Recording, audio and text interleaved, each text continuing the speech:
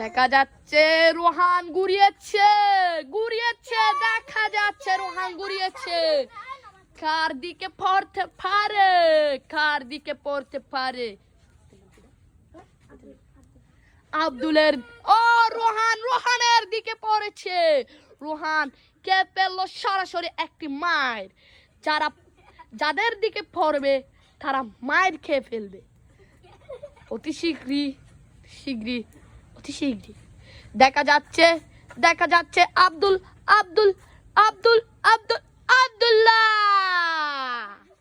আব্দুল্লাহ।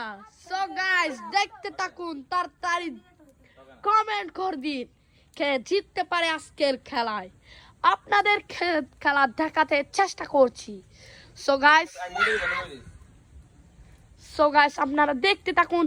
এখন কিন্তু মিরাজ